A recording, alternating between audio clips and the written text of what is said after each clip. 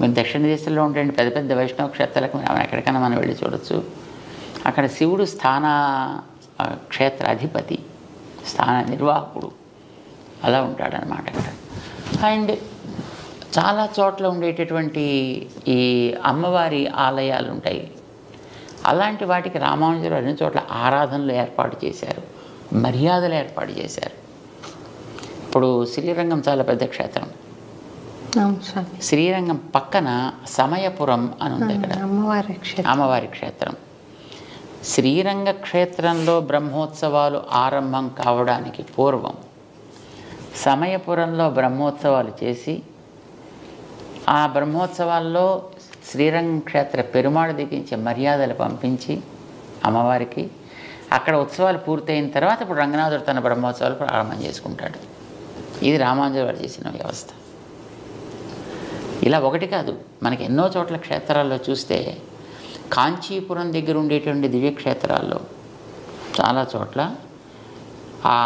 అవన్నీ కూడా అక్కడ సుమారుగా 17 దివ్యదేశాలు ఉన్నాయి కాంచీపురం చుట్టూ. ఆ దివ్యదేశాల్లో అన్నిట్లో కూడా పరమశివుడికి జరపవలసినటువంటి ఉత్సవాలని జరిపి స్వామి ఆయా క్షేత్రాలను ఏర్పాటు చేశాడు. అక్కడ మీనాక్షి అమ్మవారి యొక్క ఆలయం మధురైలో ఉండేటటువంటి దానికి కూడా మలయధ్వజుడి యొక్క కుమార్తె ఆవిడ. సో అక్కడ కూడా జరిగే ఉత్సవాలు పక్కన ఉండి తిరుమాలింజోలయ్య అని అక్కడ ఒక క్షేత్రం ఉంది. అక్కడ ఉండేటువంటి పెరుమాళ్ళు విష్ణుమూర్తి, ఆయన తనకి చెల్లెలుగా ఆవిడని భావించి ఆవిడికి ముందర ఉత్సవాలు జరిపించి ఆ తర్వాత తన ఉత్సవాలు చేసుకుంటాడు. అంచేత ఎక్కడైనా సరే అమ్మవారిని, పార్వతిని లేదా పార్వతి అంశగా ఉండేటటువంటి ఇప్పుడు చండి, దుర్గా ఇలాంటి వాటన్నిటినీ కూడా తన సోదరిగానే భగవంతుడు ఎప్పుడు భావిస్తాడు.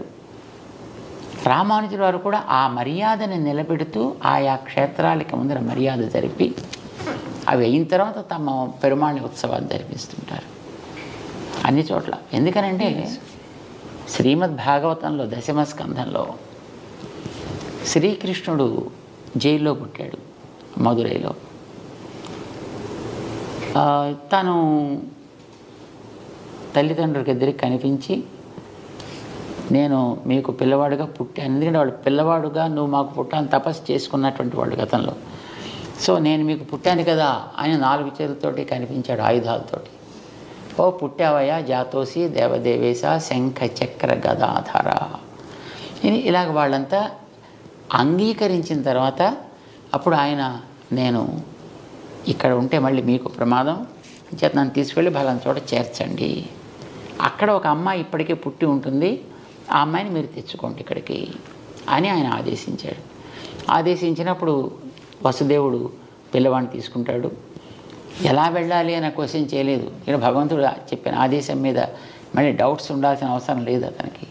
చేత వెళ్ళేటప్పటికి తలుపులు తెరుచుకున్నాయి. అక్కడ ఉండేవాళ్ళతో మత్తులో పడున్నారు. భోరన వాన పడుతోంది, కానీ మీద చుక్క మీద పట్టలేదు.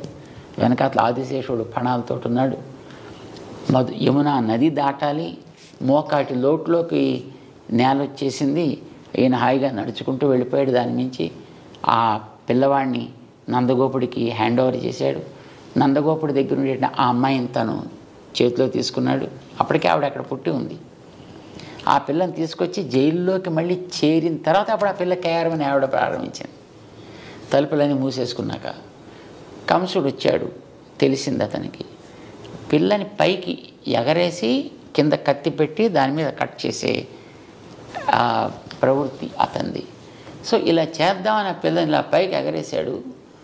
అది మొత్తం 16 చేతులతో ఉండేటువంటి ఒక శక్తి స్వరూపిణిగా వచ్చి, మూర్ఖుడా నిన్ను చంపేవాడు ఆల్రెడీ పెరుగుతున్నాడు రా అని ఆదేశించి అక్కడి నుంచి అంతర్ధానం అయిపోయింది. అప్పుడు భగవంతుడు ఆమెకి, నువ్వు ఇట్లాంటి ఉపకారం చేసావు కనుక నిన్ను ఫలానా పేర్లతోటి ఆరాధన చేస్తారు. దుర్గా, కాత్యాయని ఇలాంటి అనేక పేర్లతోటి నిన్ను ఆరాధన చేస్తారు అని చెప్పాడు. ఇప్పుడు ఆవిడ కృష్ణుడు పుట్టినప్పుడు కృష్ణుడు తర్వాత పుట్టింది అక్కడ. కృష్ణుడు కార్యాన్ని సాధించి పెట్టింది. అందుచేత ఆవిడ కృష్ణుడికి సోదరి. కృష్ణుడు సాక్షాత్తు భగవానుడు చేత భగవానుడికి ఆవిడ సోదరి. భగవానుడికి సోదరి అంటే భగవంతుడు మనకి త్వమేవ మాతాచ పితా త్వమేవ, ఆయన మనకి తండ్రి కనుక ఆవిడ ఆయన చెల్లెలు కనుక మనకి మేనత్త అయింది ఆవిడ. బాగుంది స్వామి, చాలా బాగా చెప్పారండి. శివుడి మీద ఎప్పుడు కూడా వైష్ణవులకు కానీ దానికి ఎవరికి ద్వేషం అనేది ఎప్పుడూ ఉండదు.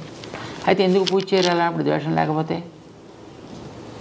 వెంటనే ఈ ప్రశ్న వస్తుంది, ఎందుకు పూజ చేయరంటే ఆయన ఆశుతోషి, కాస్త ఆయనకి కాస్త అనుకూలంగా మాట్లాడిన ఆనందపడిపోయేటువంటి వ్యక్తిత్వం, ఏది అడిగితే అది ఇచ్చేసేటటువంటి మనస్తత్వం, దానికి ముందు వెనక ఆయన చూడు. ఇప్పుడు భోళా శంకరుడు అని కదా అంటారు. నేను తల మీద ఎవరికైనా చేయి పెడితే వాడు భస్మం అయిపోవాలంటే తథాస్తు అనేసి అడిగిన. మరి ఎక్స్పెరిమెంట్ నీ మీదే ఫస్ట్ చేస్తానయ్యా అంటే కానీ అప్పుడు తను తెలియదు అని ఇచ్చిన వారు ఎంత ప్రమాదకరము. ఆయన అలాగా అల్ప సంతోషి, వరాలనిచ్చేటువంటి వ్యక్తిత్వం. మనుషుల మనం జనరల్గా ఎంత భక్తుణ్ణి నేను అని అనుకున్న వ్యక్తులకైనా ఎవరైనా కోరికలు తీర్చేటటువంటి ఒక వ్యక్తి ఎదురకుండా ఉన్నాడు అని అంటే ఏదో అడగాలి కావాలని అనిపిస్తుంది. తాత్కాలికమైనటువంటి ఏదో ఒక లాభాన్ని పొందాలి అని అనిపిస్తుంది. ఇలాగా మనలో ఏదైనా ఒక తాత్కాలికమైనటువంటి ఒక ఆవేశం కలిగి ఏవో కోరితే ఆయన టక్కుమని ఇచ్చేసాడు అనుకోండి, అది మనకి హితకరం కాకపోవచ్చు, ప్రియం కానీ హితకరం కాకపోవచ్చు. సో అలాంటిది ఆయన ఇచ్చినప్పుడు మళ్ళీ మనం ఇంత బతికిన తర్వాత మళ్ళీ ఎక్కడికో మళ్ళీ కిందకి పోవలసి వస్తుంది అనే భయం చేత వైష్ణవులు ఆయన్ని అడగడానికి ప్రయత్నం చేయరు. అంతే తప్ప ఆయన మీద ద్వేషం చేత కాదు. ఇప్పుడు కూడా గౌరవం అనేది అందరి మీద ఉంటుంది. ఆరాధన అందరి ఎందుకు ఉండక్కర్లేదు కదా. ఇప్పుడు ఒక స్త్రీ తన భర్తని ఆరాధిస్తుంది. భర్త గారు అన్నగారు ఉంటారు, భర్త గారి తమ్ముడు ఉంటాడు, భర్త గారి మిత్రులు ఉంటారు. వాళ్ళు ఎవరైనా ద్వేషించదే ఆవిడ ఆదరిస్తుంది. ఆదరణ వేరు, ఆరాధన వేరు. చేత వైష్ణవుడు సాక్షాత్తు శ్రీ మహావిష్ణువు ఆయన అవతారాలు ఏముంటాయో వాటిని ఆరాధిస్తాడు. మిగిలినటువంటి వాళ్ళంతా దేవతలు. ఆ దేవతలందరినీ కూడా చిన్న అతి అల్పమైనటువంటి గ్రామ దేవత దగ్గర నుంచి ఈ దేవతలందరిలోకి అతి పెద్దవాడని చతుర్ముఖ బ్రహ్మ దాకా అందరినీ ఆదరిస్తాడు, అందరినీ గౌరవిస్తాడు. వీళ్ళంతా నా దేహంలో భాగాలే అని భగవంతుడు అంటే మనం భగవంతుడే ప్రేమ ఉంటుంది అనుకున్నప్పుడు ఆయన దేహం మీద ద్వేషం ఎందుకు ఉండాలి? నేను నిన్ను చాలా ప్రేమిస్తానయ్యా, నీ ప్రాణం అంటేనే నాకు ఇష్టం లేదు, అది మాత్రం తీసేస్తానంటే వాడిని ఏమంటాం మనం? దుర్యోధనుడు ఆ మాట అన్నాడు. అలాగా కృష్ణ నువ్వంటే మాకు భలే ప్రేమ తెలుసునా, పాండవులు అంటావా? పాండవులు మాకు జ్ఞాతులు అంచేత ఏదో ఉంటాయి మాకు ఆస్తి తగాదాలు అంచేత దాని కొద్ది నువ్వు పట్టించుకుంటావేంటా? మా ఇంటికి రాకుండా వాళ్ళ ఇంటికి ఎందుకు, విదురుడి ఇంటికి ఎందుకు వెళ్ళిపోయావు భోజనానికి అని అడిగాడు రాయభారానికి వెళ్ళినప్పుడు. అంటే ఏం పిచ్చాడు నువ్వు? పాండవులు అంటే నా ప్రాణాలు అవి, 5 పాండవులు నాకు 5 ప్రాణాలు లాంటి వాళ్ళు. పాండవులు ద్వేషిస్తా నిన్ను ప్రేమిస్తానంటావు, నీ ప్రాణం తీసేస్తాను, నువ్వంటే మాత్రం ప్రేమ. ఆ మాటకి ఎంత అర్థం లేదు, నువ్వనే మాట కూడా అలాగే అర్థం లేదా అన్నాడే. సో ఎవరైనా సరే మనకి భగవంతుడు దేహంలో భాగాలే అన్నప్పుడు ఎందుకు ద్వేషం ఎందుకు ఉంటుంది? నిజమైన వైష్ణవుడు ఎవ్వడిని ద్వేషించడు. తప్పు చేసేవాడిని తప్పుని ద్వేషిస్తాడు, వ్యక్తిని కాదు. ఎవడైనా చేస్తే అట్లాగా చరిత్రలో మీరు ఎక్కడైనా ఇప్పటిదాకా గమనించండి, ఎవడైనా ఎక్కడైనా ఒక శైవ ఆలయాన్ని విష్ణు ఆలయాల కింద ఎక్కడైనా కన్వర్ట్ చేసినట్టు ఉందా? ఇవి ఎన్నో రకాలుగా మారాయి, వాటిని ఎటు నుంచి ఇటు మారలేదు.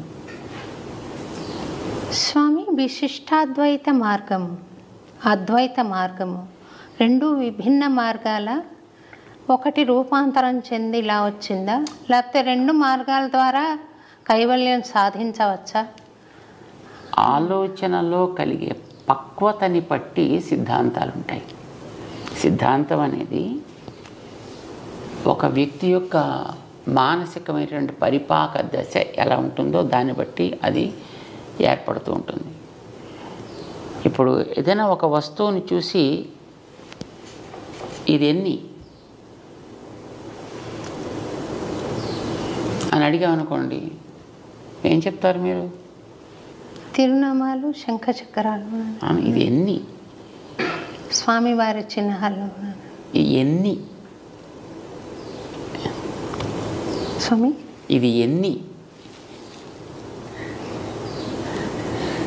3 అని చెప్పవచ్చు స్వామి. నామాలు ఒకటిగా పరిగణిస్తే బేస్ 4, బ్యాక్ కింద సపోర్ట్.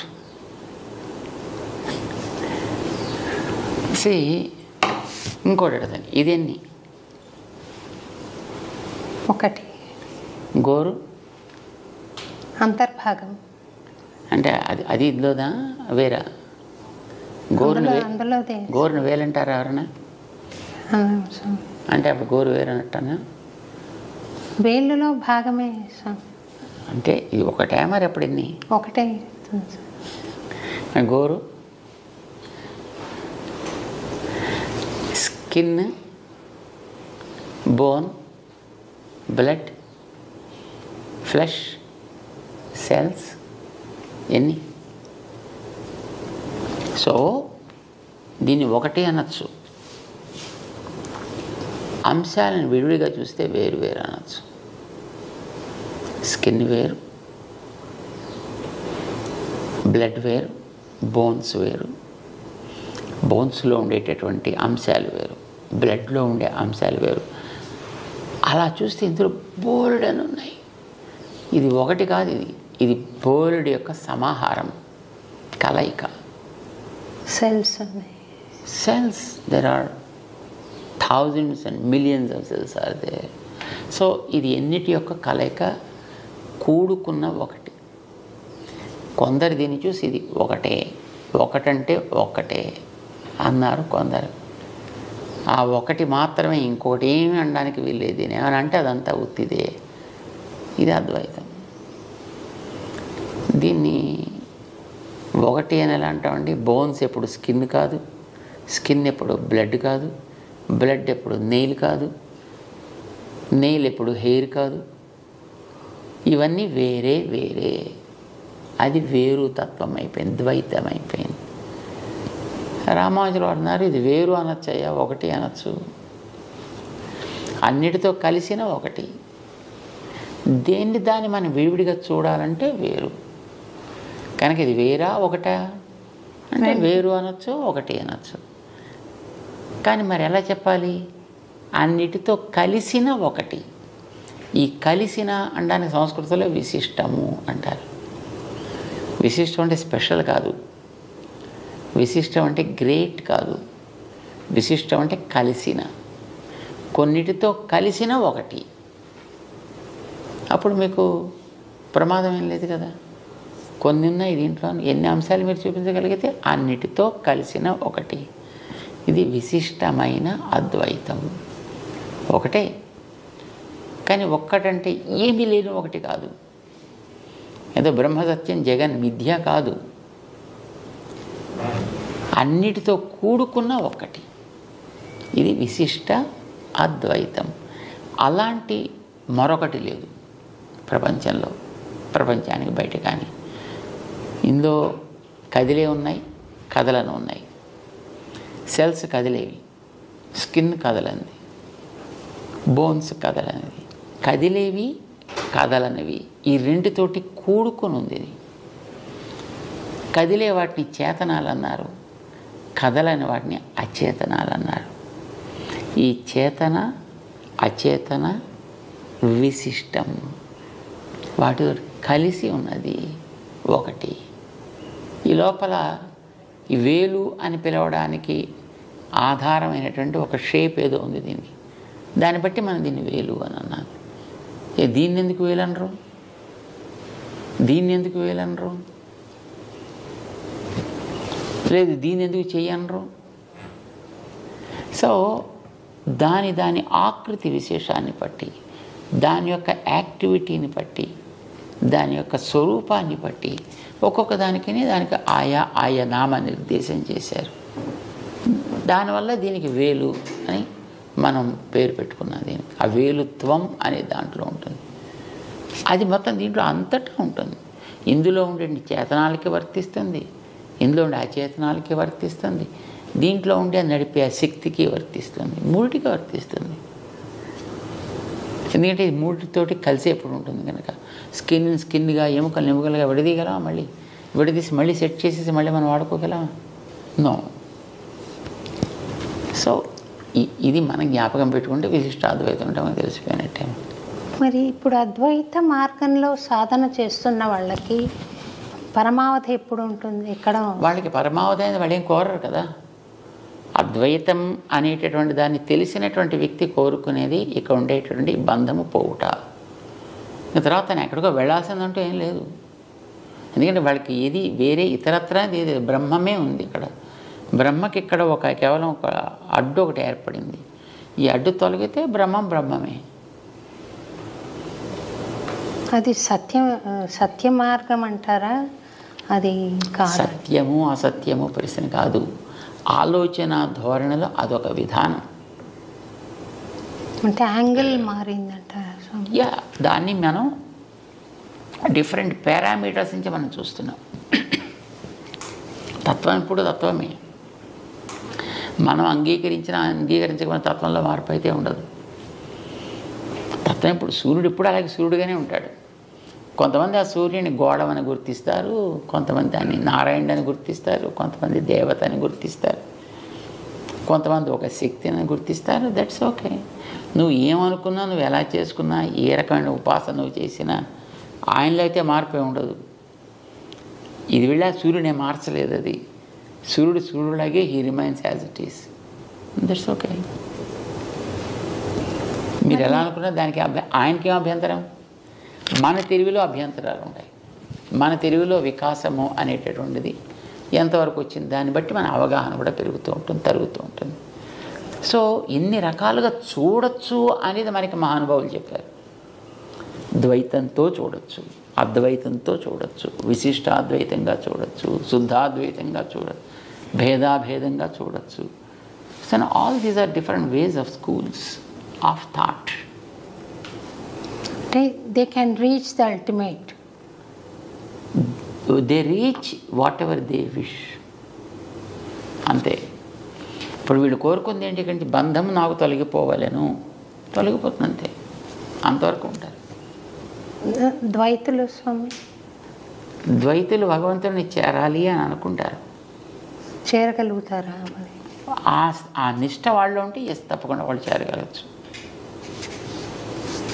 మనం కోరేది మోక్షం అనేటటువంటిది కర్మబంధం. యాక్చువల్లీ ఇక్కడ మనకి ఎందుకోసం పుట్టుక చావు వస్తున్నాయి? కర్మబంధం. ఈ కర్మబంధం తొలగిపోవాలి మనకి. దీని పేరు మోక్ష. ఈ కర్మబంధం నాకు తొలగిపోయిందంటే నా సహజ స్థితి ఏదో నాకు ఏర్పడుతుంది. ఆ సహజ స్థితి ఏమిటి అనేది ఒక చోటు, పరమపదం అనేటటువంటి చోటు, అక్కడ భగవంతుడు విగ్రహ రూపంలో ఉంటాడు. విగ్రహ రూపంలో అంటే మన దగ్గర కూడా విగ్రహ రూపంలో ఉంటాడు, కానీ ఇలా ఉంటాడు అక్కడ. ఆయన సహజంగా ఉండేటువంటి జ్ఞాన శక్తి ఇలాంటి వాటి అన్నిటితోటి కూరుకుంటాడు. శరణాగతి గజ్జల్లో చూడండి, రామానుజరావు ముందర వర్ణిస్తారు, చూసారా? అన్ని రకాలుగాను వీడు నాకు ఈయనే ప్రభువు, ఈయనే నాకు సర్వస్వం కనుక ఆయనకే నేను అంకితమై ఉండాలి, ఆయనకే నేను అన్ని రకాల సేవలు చేయగలగాలి. ఇది వాళ్ళలో ఉండేటువంటి ఒక కన్ఫర్మేషన్, ఒక రిజల్యూషన్. ఇది కలిగిన వాడికి ఎంతెంత వాడు ఆ భగవత్ సేవ వాడు చేసుకోగలుగుతుంటే వాడు అంతంత భగవంతుడి దగ్గరగానే ఉంటాడు వాడు. అయితే ఏంటి, మనకి కర్మ బంధం ఉన్నంత వరకు అనుకున్నట్టుగా చేయలేడు. బంధం తొలగిపోతే ఇంకా బాగా చేయగలుగుతాడు. అంటే కర్మబంధం తొలగడం, భగవత్ సన్నిధి లభించడం, భగవత్ సేవ చేసుకోవడం, ఇది ఒక స్టెప్ బై స్టెప్ అన్నమాట. దీన్ని మొదటి నుంచి ఆరంభం చేసి ఒక 54 మెట్ల కింద భావన చేస్తూ మన వాళ్ళు దాన్ని ఒక చిన్న ఒక ప్రవచనం ఉందన్నమాట. దాన్ని ఒక పుస్తకం కింద వేస్తారు దాన్ని. సో మనం చేసేటటువంటిది అల్టిమేట్లీ ఏం కోరుకుంటాం? భగవంతుడు, ఆయనకి మనం దాసులం కనుక మనం చేసేది ప్రతిదీ ఆయనకి సేవ కావాలి. ఇక్కడ ఉండేటప్పుడైతే బంధంలో ఉండి చేస్తున్నాం, బంధం తొలగిపోతే ఇంకా బాగా చేసుకోగలుగుతాం. అంతే తేడా మనకి మోక్షం అంటే. కానీ మిగతా వాళ్ళకి మోక్షం అంటే భగవంతుడు ఒకడు ఉంటాడు, వాడికి దాసుడిగా మనం ఉంటాం, మనం అక్కడ ఏదో సేవ చేస్తాం అనేది అద్వైతంలో ఉండదు.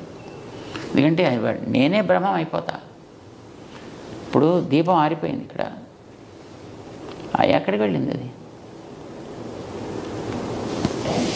మన వాళ్ళు ఎవరో చూసి వచ్చిన కొండెక్కింది అన్నారు. అదేమైనా కొండెక్కింది, ఎక్కడి నుంచి నడిచింది ఎక్కడికైనా? దీపం దేంట్లో చేరింది? దేంట్లో చేరలేదు, అక్కడే ఆరిపోయి ఊడిపోయింది. ఇలా చెప్పే కాన్సెప్ట్ ఒకటి ఉంది పూర్వంది, దాన్నే తీసుకున్నారు. తీసుకుని అది ఆరిపోవడం లేకుండా పోవడం కాదయా, అంతటా ఉన్నాడు అని అనుకునే ఆ పరబ్రహ్మ తత్వంలో ఇది కూడా ఏకమైపోయింది. ఇది వాళ్ళకి అద్వైతం అంటే.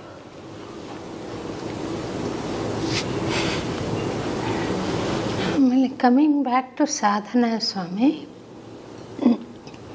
ఆచార్య అనుగ్రహం పనిచేస్తుందా, విశ్వాసం ఎక్కువ పనిచేస్తుందా స్వామి? ఆచార్య అనుగ్రహం ఉంటే విశ్వాసాన్ని కూడా బలాన్ని ఇవ్వగలుగుతారు ఆయన. విశ్వాసం లేకున్నా ఆచార్య అనుగ్రహం పనిచేస్తుంది. కానీ ఇప్పుడు ఒక ఇనప మొక్కను తీసుకుని దాన్ని మనం కార్వ్ చేసి అందులోంచి ఒక అద్భుతమైనటువంటి ఒక శిలని, ఒక మూర్తిని తయారు చేస్తున్నాం. దానికి ఏముంటుంది? విశ్వాసం. నీలో తయారు కావాలి అని ఉంది, చెక్కేవాడిలో నేర్పడతాను ఉంది, వాడు చెక్కాడు. అట్లానే ఆచార్యులు అనేటటువంటి ఒక తత్వం తన అనుగ్రహంతో మనలో యోగ్యత లేకపోయినా మనకి కావలసినటువంటి స్థితిని లభింపచేయగలగచ్చు. ఇప్పుడు ట్విన్ టవర్స్ని వాళ్ళు పడగొట్టారు కదా స్వామి, టెర్రరిస్టులు. వాళ్ళు జిహాద్ అని నమ్ముతున్నారు. ఇది చేయడం ద్వారా అల్లాకి మేము దగ్గర వాళ్ళం అవుతాము, మేము అల్లా దగ్గరికి వెళ్తాము అని నమ్మి చేశారు ఆ పని. ఆ నమ్మకం వాళ్లకు పనికి వస్తుందంటారా? అది పనికిరాందే అంటే నిష్కారణంగా ఒకడికి హింస అనేటటువంటిది ఎప్పుడు కూడా మన వైదిక సంప్రదాయంలో లేనే లేదు. నిష్కారణంగా ఎవడికి హింస కలిగించినా అది నేరమే అవుతుంది. అది నిష్కారణంగా. ఇప్పుడు ఒక పరిపాలకుడు ఒకడికి దండన విధిస్తాడు, తప్పు చేస్తే మరణదండన విధిస్తాడు, అది వాడి నియమం. వాడు దాన్ని చేసి తీరాలి వాడి మీద, అవతల వాడి యొక్క దోషాన్ని బట్టి. కానీ నిష్కారణంగా ఎవరిని హింసించడం అనేటువంటిది మన వాళ్ళు ఎప్పుడు ఒక గడ్డి పరచని కోసినా, మన రామానుజులో ఒక శిష్యులు ఒక ఆయన ఉండేవారు, కూరేసులు అంటారు వారిని, కూర తాళ్వాన్ అని అంటారు. ఆకు కోసాడు ఆయన ఒకనాడు తెలియక, దాంట్లోంచి ఆ నీటి బిందువులు జారడం ప్రారంభం చేశాయి. శాప్ అంటాం కదా మనం, ఆ అరిటాకులు కొయ్యగానే దాంట్లోంచి నీళ్ళు వస్తాయి. సో అలాగ రావడం గమనించి, అయ్యో నేను ఏడిపించానే, నేను ఎంత కష్టం వచ్చిందో నీకు. ఇది వారి భావన. అంటే నిష్కారణంగా ఎప్పుడైనా వీళ్ళకి తెలియకపోయిందా ఏదైనా ఒక హింస ఎవరికైనా జరిగినా దానికి హృదయం నొచ్చుకుని దానికి ఎన్నో రకాల ప్రాయశ్చిత్తాలు చేసుకునేటటువంటి వ్యక్తిత్వం మనకి మన గ్రంథాల్లో కనిపిస్తోంది. మరి ఎదటి వాడిని ఎంతమంది చంపగలిగితే అంతమందిని చంపి అది భగవంతుడికి ఆనందం కలిగిస్తుంది అనుకోమంటే మరి అది ఎట్లా కుదురుతుంది? గ్రంథాల్లో అలాగా ఉండదన్నమాట. భగవంతుడి విషయంలో అలాంటిది ఉండదంతా. పిపి నాంచారి అని ఒక పాత్రను మనం చూస్తాం కదా స్వామి, అది సత్యమైన పాత్రేనా? మేల్కోటలో ఉన్న ఉత్సవ విగ్రహంతో ఆమె చాలా ఇష్టపడి తీసుకుని వెళ్ళిందని అంటే అప్పట్లో వాళ్ళు విగ్రహాలని తీసుకుని వెళ్ళిపోయేటప్పుడు మేలుకోట్ల విగ్రహాన్ని కూడా తీసుకెళ్ళిపోయారు. తర్వాత వాటిని ఎక్కడో తీసుకెళ్ళి లోపల పారేసుకుంటారు. అలా ఉండిపోయారు. రామానుజుల వారు ఆ మేలుకోటకి 20 సంవత్సరాల కాలం వెళ్ళారని అన్నాం కదా. ఆ సమయంలో ఒకచోట వారికి ఆ క్షేత్రంలో ఈవేళ పూజలు అందుకుంటుండేటువంటి స్వామి విగ్రహం కనిపించింది. చాలా అందమైనటువంటి విగ్రహం. అది ఎక్కడో గుడి కట్టాలి, ఎక్కడైనా దాన్ని లోపల పెట్టాలి. మూర్తిలో ఏ అవయవ వైకల్యం లేదు అని అంటే అలా ఆరాధన ఆగిపోవడానికి వీల్లేదు. దీనికి ఎక్కడ ఒక ఆలయం కట్టాలి. ఎదురు చూస్తూ ఉండే అంతలో తొండనూరు రాజుగారి యొక్క కుమార్తెకి అనారోగ్యం చేసింది. ఎవరు తగ్గించలేకపోతున్నారు. వాళ్ళ వైద్యులు వచ్చారు, ఎవరు తగ్గించలేకపోతున్నారు. పాప ఆయన చాలా దిగులు పడిపోయి కూర్చున్నాడు. ఆయన రామానుజుల వారు వచ్చారని తెలిసి అక్కడ ఉండేటువంటి ఒక ఆయన ఇలా వచ్చారట మహానుభావులు. ఆయన గతంలో ఇలాంటి ఒక బ్రహ్మరాక్షసి ఎవరికో పడితే తొలగించారట, మనం కూడా చేస్తే బాగుంటుందని రాజుగారికి చెబితే రాజుగారు వచ్చి తన విషయాన్ని చెప్పుకుంటే రామానుజుల వారి దయతోటి వారి దగ్గరికి వెళ్ళి ఆ పాపకి పాదంతో రాక్షస విమోచనాన్ని కలిగిస్తారు. వెళ్ళిపోయినందుకు గుర్తేమిటి ఈవిడి పిల్లలోంచి ఆయనకి కూడా వాళ్ళకి డౌట్ వస్తే అప్పుడు ఆ పిల్లకి పట్టినటువంటి ఏదో ఆవేశం ఏదో అది పలికింది. కానీ నేను ఫలానా చెట్టు మీద నేనుంటా, నీ చెట్టు అక్కడ పక్కన ఒక చెట్టు ఉంది, ఇక్కడ రామానుజుల వారి దగ్గర నుంచి నీ పాదం తల మీద పెట్టి నాకు నీ పాద తీర్థాన్ని ప్రసాదిస్తే నేను ఇంట్లోంచి వెళుతూ ఆ చెట్టు కొమ్మని విరిచేసి నేను పెడతా. అది వెళ్ళినందుకు గుర్తు.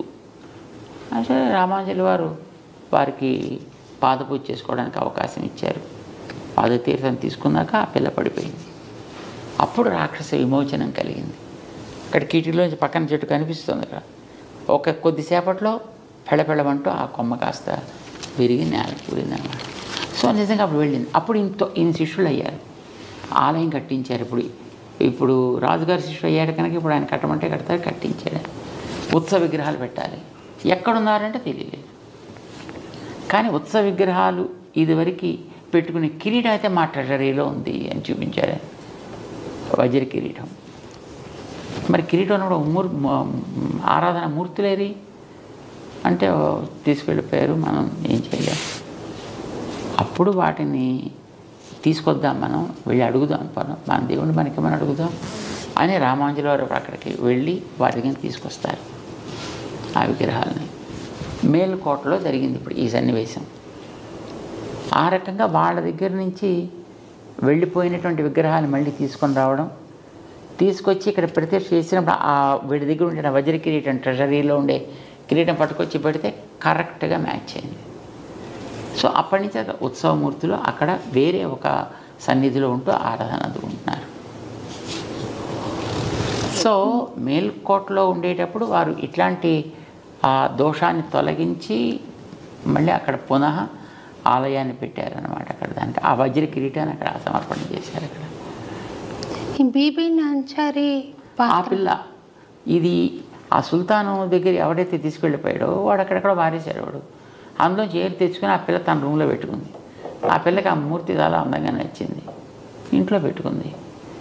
రామానుజుల వారు వెళ్ళినప్పుడు సుల్తాన్ దగ్గరికి వెళ్ళారు. అప్పుడు ఢిల్లీ సుల్తాన్ దగ్గరికి కొంతమందిని తీసుకుని వెళితే వాళ్ళంతా శుభ్రంగా ద్వాసవర్ధ పుండాలు పెట్టుకుని కోటకు చుట్టూ తిరుగుతుంటే యుద్ధం కోసం వచ్చిన వాళ్ళు లేరు, కానీ పెద్ద సైన్యం గింజంతో వచ్చారు. అంటే దాని మీద ఎంక్వైరీ చేస్తే మేము వచ్చింది రాజుగారి దర్శనం కోసం. వెంటనే సరే లోపలికి రమ్మన్నారు. సో లోపలికి వచ్చిన తర్వాత వాళ్ళు ఈ సన్నివేశం చెప్పారు. మా దేవుడు మీ దగ్గర ఉన్నాడు, మాకు ఇప్పిస్తే తీసుకుని వెళతామండి. ఆ పిల్ల తన రూమ్లో పెట్టుకుందా. రామానుజుల వారు దేవుడిని ఇప్పించమంటే ఆ సుల్తాన్కి నవ్వు వచ్చింది. దేవుడు అంటే అన్నీ తెలిసినవాడు, అన్నీ చేయగలిగినవాడు కదా దేవుడు. ఇక్కడ మా దగ్గర ఎలా ఉంటాడు? ఇక్కడ నిజంగా నువ్వు దేవుడిని అనుకున్నట్టయితే మరి నువ్వు పిలువు, వస్తే తీసుకోండి. అంటే మేము పిలిస్తే ఆయన వస్తే మాకు మీరు అవకాశం ఇస్తారా? బ్రహ్మాండంగా మీకు కావాల్సిన సౌకర్యాలన్నీ చేస్తా, ఏం కావాలంటే మీరు చక్కగా తీసుకెళ్ళచ్చు, వదిలి ఎవడు మనం అడ్డకుండా ఉండేటో చూసుకుంటా. యేషూర్ రామాదేవుడికి అప్పుడు సభలో కూర్చుని సెల్వ పిళ్ళాయి వారీర్ ఓ సంపత్పుత్రుడా రా అని 3 సార్లు పిలిచేటప్పటికి ఆవిడ రూములో ఆవిడ లంచ్కి వెళ్ళింది. అప్పటికి అక్కడ ఉండేటువంటి ఆ విగ్రహం నేరుగా ఇలా అలా అలా అలా అలా వచ్చి రామాయణంలో కూర్చున్నారు. సుల్తాన్కి ఆశ్చర్యం.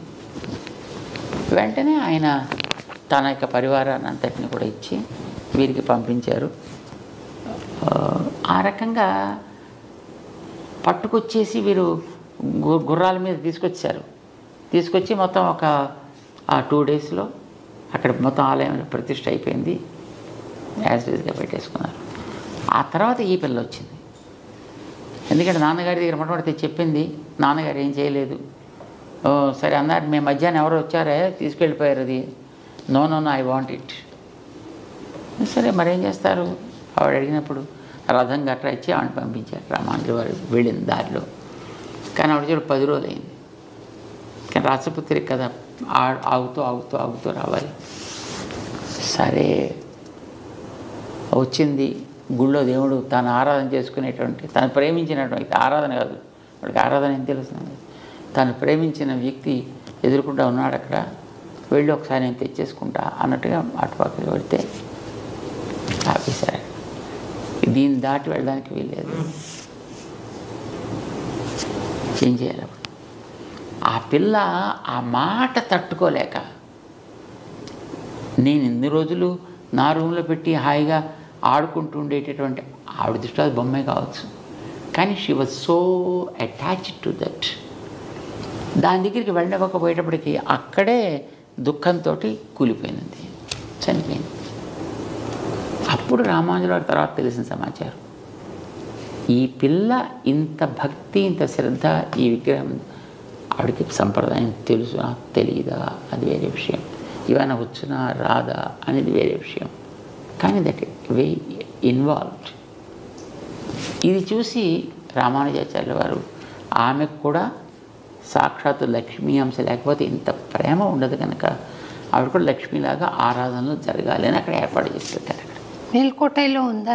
మేల్కోటలో ఇప్పుడు బీబీ నాంచియార్ అంట. ఎందుకు స్వామి అది హైలైట్ అవ్వలేదు? ఇప్పుడు ఉన్న ఈ మత విద్వేషాలు తగ్గుతాయి కదా. వాస్తవాలు చెప్పడానికి కూడా కొంతమందికి ఇష్టం ఉండదు.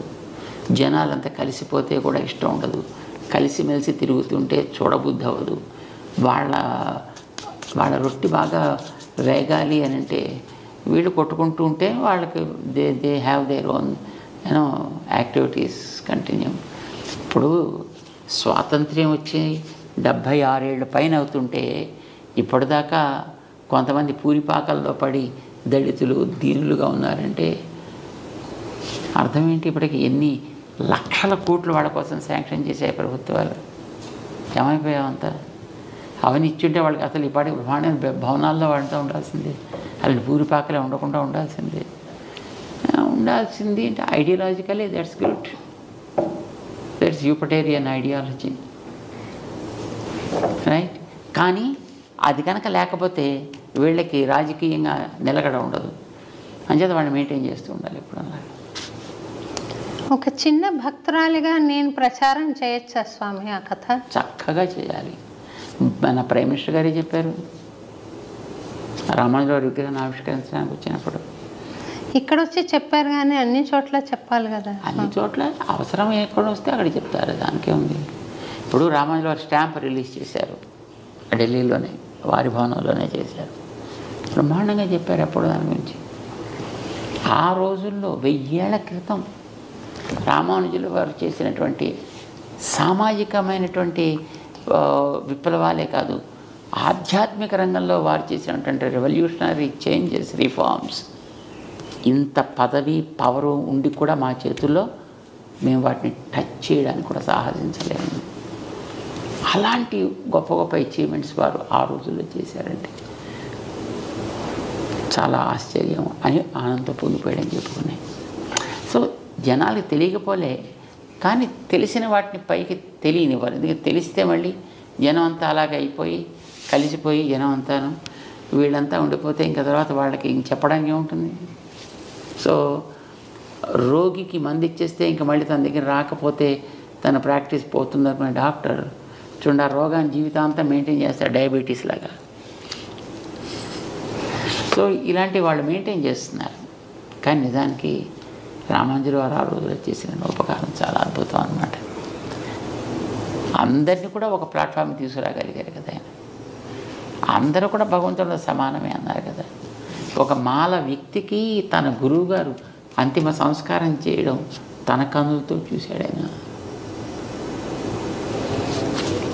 చేత మనకి సాంప్రదాయకులలో ఏ రకమైనటువంటి చికాకులు ఉండవు, లేవు. కానీ అందరికీ తెలియడానికి తెలియచేయాల్సినటువంటి స్థాయిలో ఉండేవాళ్ళు తెలియజేసే ప్రయత్నాలు చేయటం లేదు. మిగతా వాళ్ళు చెప్పేది కొంతవరకు పెడతాయి. మాస్లోంచి వెళ్ళడానికి కావాల్సినట్టుగా ఉంటే అది ఎక్కువ మందికి రీచ్ అవుతుంది.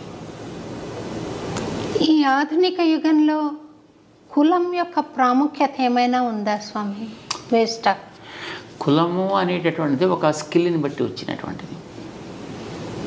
ఇప్పుడు వ్యవసాయం చేసేటువంటి ఒక రైతు ఉన్నాడు అనుకోండి, ఆ రైతు యొక్క పిల్లాడికి 6 ఏళ్ళు 7 ఏళ్ళు వయసు ఉండే పిల్లాడికి కూడా తండ్రి వెంట వెడుతూ ఉంటాడు కనుక అతనికి తెలుస్తుంది ఏ సీజన్లో ఈ గింజలు నాటాలి, ఏ సీజన్లో నీళ్ళు కట్టాలి, ఏ సీజన్లో అక్కడ దానికి తూములు అవన్నీ తెరవాలి, ఏ సమయంలో దానికి కోతలు కొయ్యాలి, ఎప్పుడు ఎట్లాంటి సమస్యలు రావచ్చు, ఎలా కోసి ఇంటికి ఇవన్నీ వాడికి కరతలామలకంగా ఉంటాయి.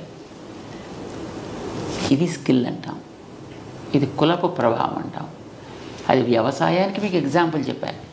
మీకు ఎంఎస్సీఓ లేకపోతే ఇంకోటి ఏదో అగ్రికల్చర్ ఎంఎస్సీ చేసిన వాడిని వెళ్ళి గింజలు నాటరా అంటే వాడికి నాటుడు రాదు, కోత రాదు, వాడికి ఇంకోటి రాదు, వాడు ఏం చేయలేడు. వాడికి చదువు ఉంది, వీడికి పొట్టనిండా అక్షరాలు ఉన్నాయి, కానీ చేతులకి మూమెంట్ లేదు వాడికి.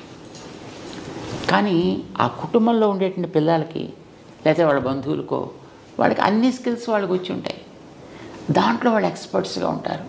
వీడికి బయట చదువు కూడా తోడైతే తాను చేసే పనిని మరింత వేగవంతంగా మరింత ప్రొడక్టివ్గా చేయగలుగుతాడు.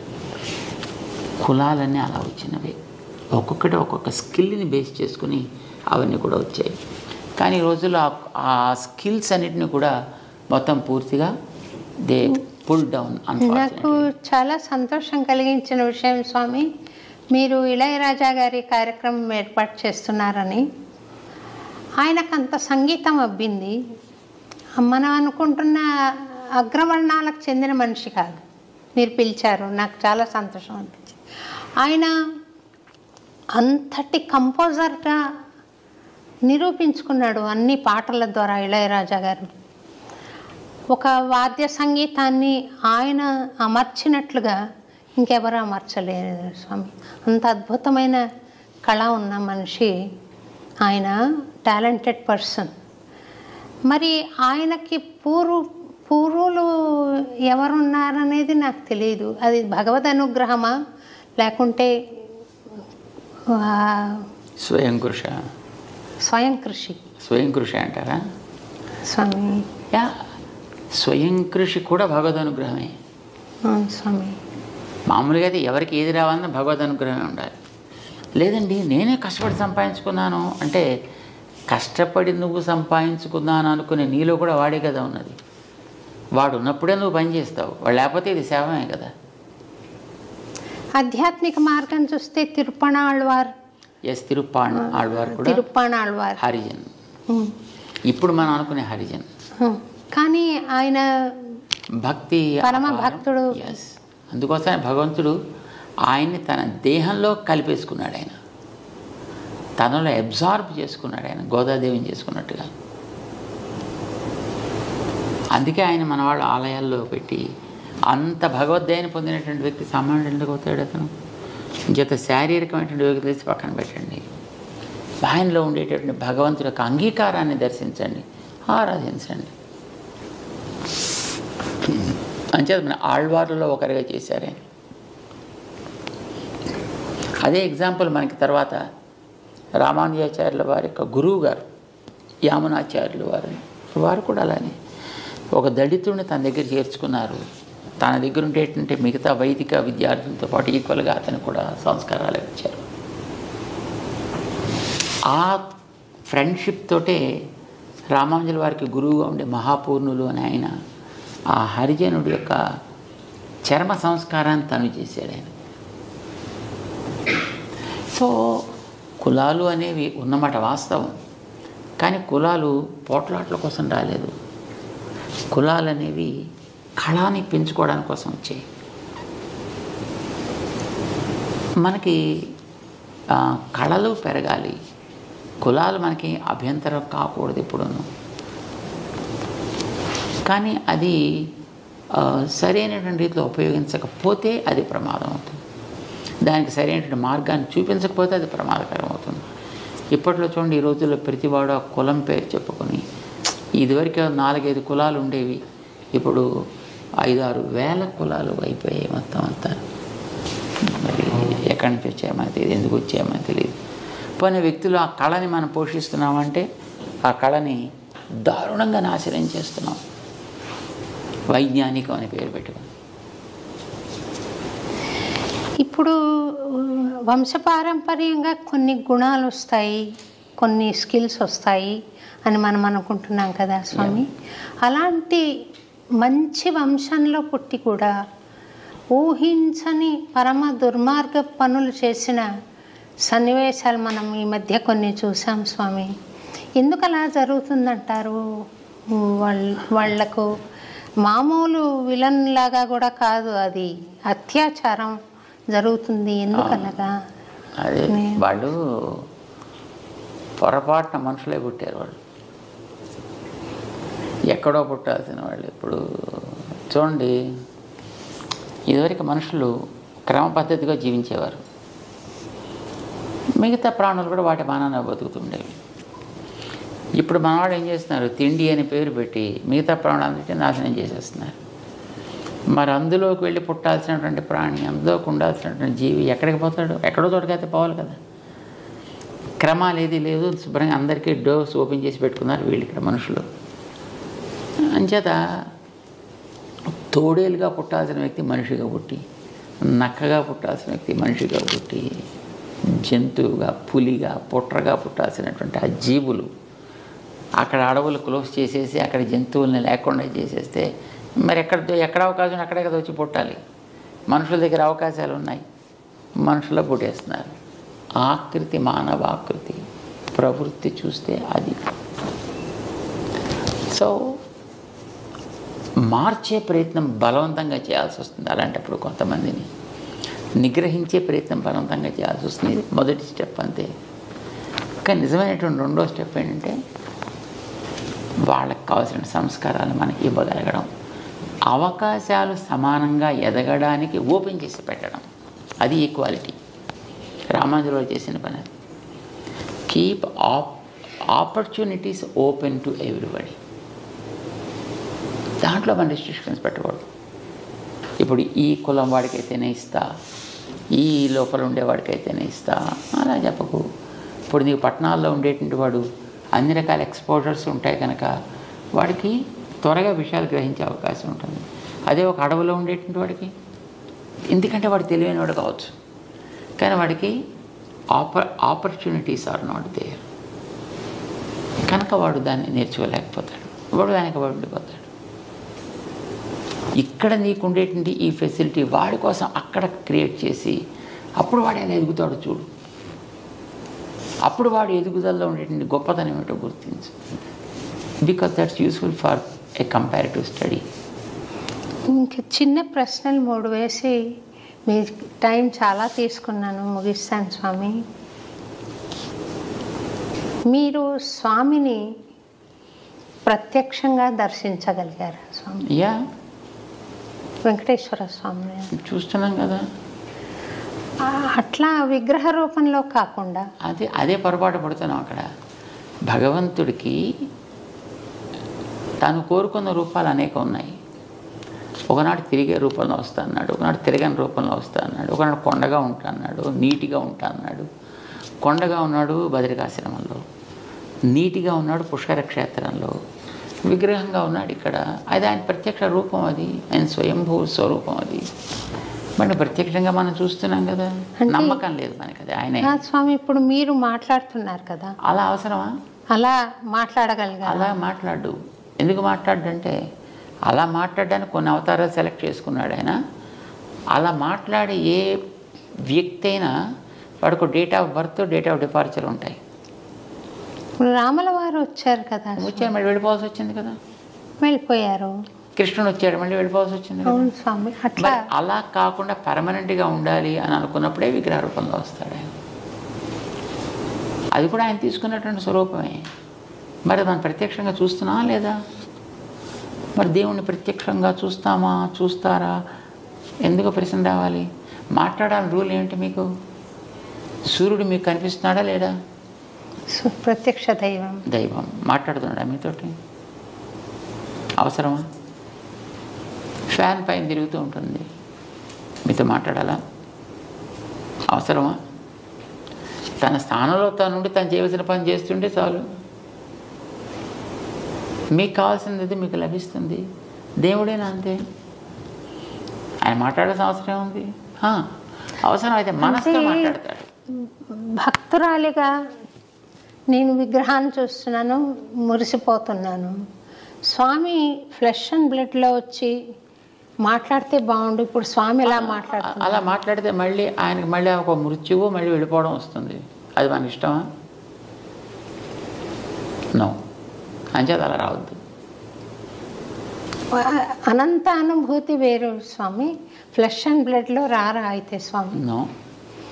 కొన్ని అనుభూతులు నాకు భగవంతుడి అనుగ్రహంతో, ఆచార్య అనుగ్రహంతో నాకు కలిగాయి స్వామి. అంటే భగవాన్ మానుష రూపేణ అని. మీరు కూడా అట్లా కొన్ని సందర్భాల్లో నాతో మాట్లాడిన అనుభూతి నాకు ఉంది స్వామి. మనసులో నేను అనుకుంటున్న దానికి జవాబు మీరు చెప్పడం, ఇది భగవద్ అనుగ్రహం ఉంటేనే స్వామి అలా మాట్లాడారు, భగవంతుడి స్వరూపంగా అని అనిపించింది. అంతే ఉంటుందా? ఇంకేమైనా స్వామి దర్శనం ఇవ్వడం అనేది ఉంటుందా స్వామి? అది మనలో ఉండే భావ ఆవేశం అంటారు దాన్ని. ఇప్పుడు మామిడి పండుని తలుచుకుంటూ ఉండేవాడు, ముఖ్యంగా చిన్నపిల్లల్లో. అదే పండు పండు పండు పండు పండు పండు అని వాడు అనుకుంటుంటాను. వాడు నిజంగా అక్కడ ఒక తోట మామిడి పళ్ళు వీడు పెడుతున్నట్టు, దాంట్లో పండు పట్టుకుంటున్నట్టు, వీడు తింటున్నట్టు వీడికి భావన కలుగుతుంది.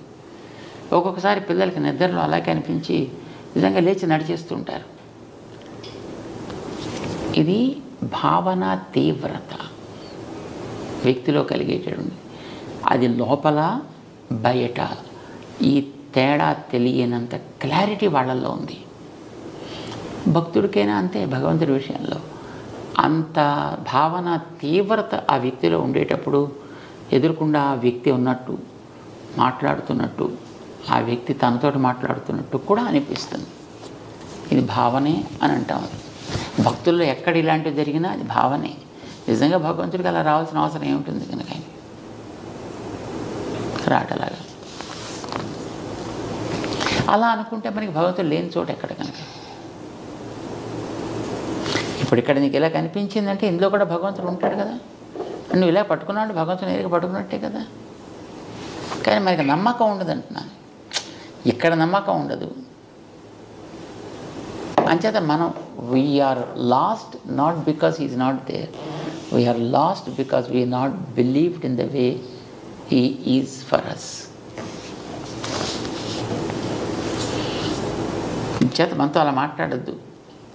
ఇప్పుడు మీకు ఇక్కడ కూర్చున్నప్పుడు ఈ విగ్రహం టక్కమని మీతో మాట్లాడడం ప్రారంభిస్తే మీరు భయపడి పారిపోరండి. ఇది ఇలా కదిలిందనుకోండి తనంతా తాను ఇలాగా చరుచుకోరు మీరు అంతా. అంచేత కదలకూడదు. మనం భయపెట్టడం కోసం కాదు ఆయన ఉండేది, భయాలు తొలగించడం కోసం. చివరి కోరిక ఒకటి కోరుతాను స్వామి, మీరు దయచేసి మన్నించాలి. రైట్. ఒక అన్నమయ్య కీర్తన పల్లవి ఏదైనా మీ నోటంట వినాలని స్వామి. చిన్నది ఏదైనా. అమ్మో మొత్తం మీరు మాట్లాడితే మీరు పొద్దున్నే కూడా అక్కడ నా దివ్య ప్రబంధం చదువుతున్నట్టున్నారు. చాలా చాలా మెలోడియస్గా వినపడుతుంది ఉంటుంది. ఒక లైన్ అనండి. అంటే ఇప్పుడు మేమంటే ఇప్పుడు ఈ ముందర కూర్చున్న వాళ్ళంతా ధనమని పడిపోతారు అంతే. ఒక లైన్ అనండి. మళ్ళీ ఇంకోసారి ఎప్పుడు జీవితంలో మీకు పాటలు లేదు స్వామి, అందరూ సంతోషపడతారు. ఒక లైన్ ఏదైనా మీకు తోచిన పాట ఏదైనా ఒక లైన్ అనండి. మాకు అలాగా పెద్ద పాటలు, మాకు మాటలు తప్ప పాటల వాళ్ళం కాదు. మీరు పాడారు స్వామి, చాలా అందంగా అనిపించింది. పైన మేము విన్నాము, మాట్లాడుతుంటే కూడా పాడినట్టుగా వస్తుంది స్వామి. అన్నీ ఏదో ఇప్పుడు అదిగో అల్లదిగో శ్రీహరిధామం ఇలా ఏదో అంటుంటాం, అంతవరకే తప్ప ఒక లైన్ అనండి. నిజంగా పాడితే ఒక లైన్ లేదు. పాడండి స్వామి, ఒక లైన్ అనండి. మాకు అలాంటి కంఠం లేదు. చక్కగా ఉంది స్వామి, పాడండి పాడండి. అలాగే అనండి స్వామి, అనండి. అదిగో అల్లదిగో. గతులన్నీ ఖిలమైన కలియుగమందున గతి ఈతడే చూపే చూపే ఘన గురుదైవము. చాలా మాకు పాడాలని ఉంటుంది కానీ వినడం మీద ఎక్కువ ఇష్టం మాకు, పాడి భయపెట్టడం కంటే. బాగుంది స్వామి, చక్కగా. మీరు చాలా టైం మా కోసం స్పెండ్ చేసి ఈ కార్యక్రమంలో మాకు తెలియని విషయాలు చాలా తెలియజెప్పారు స్వామి. అనేక ధన్యవాదాలు మీకు, పాదాభివందనాలు చెబుతూ నాకు ఒక చిన్న ప్రశ్న ఇంకొకటి మిగిలిపోయింది స్వామి. ఆడవాళ్ళు వేదం చదవచ్చా చదవకూడదా? పుస్తకాలు బజార్లో ప్రింట్ చేసి ఇస్తున్నప్పుడు చదవచ్చా చదవకూడదా అనే ప్రశ్న ఏమిటి? పైగా బజార్లో ఎవరు కొనుక్కోద్దు అన్నారు, ఎవరు చదవద్దు అన్నారు. కనుక చదవచ్చా స్వామి? హాయిగా చదువుకోండి. వేద పఠనం చేయొచ్చు, నేర్చుకుని చదువుకున్నప్పుడు అదే వస్తుంది, అది పఠనమే కదా అది. అంటే నేను దాని అర్థం మనకేం మంత్రపుష్పం నేనంటే పర్వాలేదా స్వామి? ఒక దాని మీద మనకి గౌరవం ఉండేటప్పుడు దానికి ఇది నియమము అని చెబితే ఆ నియమం మీద కూడా గౌరవం మనకు ఉండాలి. నాకు వేదం అంటే వల్ల మారిన ఇష్టం అండి, మంచిది. ఆ వేదం తన కోసం ఇది నియమము అని చెప్పినప్పుడు మన నియమాన్ని కూడా ఎందుకు దాన్ని, నీ నియమాన్ని నేను ఒప్పుకోను కానీ నిన్ను నేను ఒప్పుకుంటానంటే దట్స్ ఇర్రిలవెంట్, రైట్? అలానే వేదం అనేటటువంటిది ఒక పద్ధతిలో ఇలా జరపాలి అన్నప్పుడు మనం దాని మీద గౌరవంతో ఆ నియమాన్ని మనం పాటిస్తాం. ఒకటి, మనకి భగవంతుడికి అర్పించడానికి ఒక ఉత్తమమైనటువంటి ప్రార్థన కావాలి అనంటే ఎంతోమంది మహానుభావులైనటువంటి ఆచార్యులు, పెద్దలు, ఋషులు మనకి ఇచ్చినటువంటి ఉత్తమమైనటువంటి ప్రార్థనలు కావలసినవి ఉన్నాయి. చక్కగా ఏదో ఒకటి చెప్పచ్చు మనం. దానికి ఇది నియమం అని చెప్పినప్పుడు ఆ నియమాన్నే నేను పాడు చేసే నేను నా ఇష్టం వచ్చినట్టు చేస్తానంటే దానికి మనకేం గౌరవం ఉన్నట్టు. అంటే నియమానికి కారణం ఏదైనా ఉంది? యూజువల్గా వేదం చదవాలి అని అంటే ఆ చదివేటటువంటి వ్యక్తి యజ్ఞోపవీతధారి అయి ఉండాలి. నెంబర్ 1. 3 పూట్ల సంధ్యావందనం చేయాలి, అగ్ని కార్యాదులు చేయాలి. 3 పూట్ల సంధ్యావందనం చేయడం అనేటటువంటిది మహిళలకి బయలాజికల్గా కుదరదు. వాళ్ళకు ఉండేటువంటి మెన్స్ట్రుయల్ డిస్టర్బెన్సెస్ని బట్టి. It's not a disturbance, it's the phenomenon of the body. దాన్ని బట్టి వాళ్ళకి ఆ 3 దినాల్లో 4 దినాల్లో సంధ్యావందనం చేసే అవకాశం ఉండదు. మరి సంధ్యావందనం అనేటటువంటిది 3 పూట్ల చేయకపోతే అసలు వాడికి సంధ్యావందనం చేసే యోగ్యత కోల్పోతాడు అని అంటుంది. మరి వాళ్ళకి ఆ అవకాశం లేదు కనుక వాళ్ళకి అవసరం లేదన్నారు. అవసరం లేదనిపించారు. కారణం వాళ్ళకి సంతానానికి అనేటువంటి ఒక యోగ్యత ఒకటి ఉంది కనుక. వాళ్ళకి అది గొప్ప ప్రివిలేజ్ కదా, అది మగవాడికి ఉందా? వీడు ఎంత ఏడ్చినా ఎంత కొట్టుకున్నా వీడికి అలా సంతానానికి అనేటువంటి యోగ్యత ఎవడిస్తాడు వీడికి? సో ఎవరి ప్రివిలేజెస్ వాళ్ళకున్నాయి.